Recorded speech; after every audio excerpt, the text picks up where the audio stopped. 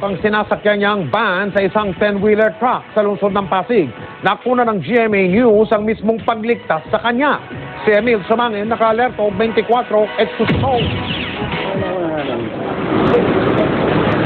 Ito ang kuha ng isang amateur videographer sa aktual na rescue operation para maisalba ang buhay ng isang pasaherong naipit sa unang upuan sa loob ng isang sumalpok na Hyundai van. Nakuna ng video na ito sa kahabaan ng C5 Road, Bagong Ilog, Pasig City. Batay sa report, naipit ang pasahero makaraang bumangga ang sasakyang ito sa isang 10-wheeler truck.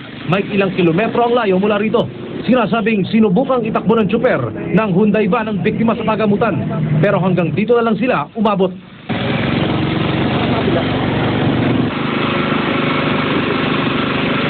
Gamit ang aparato na kung tawaging spreader cutter, ibinuka ng Ugong Special Rescue Unit ang nagsalubong ng mga bakal ng nawasak na sasakyan para mailabas ang biktima.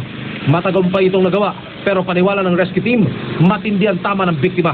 Sa lakas daw ng impact ng pagkakabangga, posibleng buto nito sa paa ang unang maapektuhan. Yung kanang bahagi ng tuhod niya, magmula sa tuhod pababa, medyo naipit siya ng medyo grabe ng bahagya.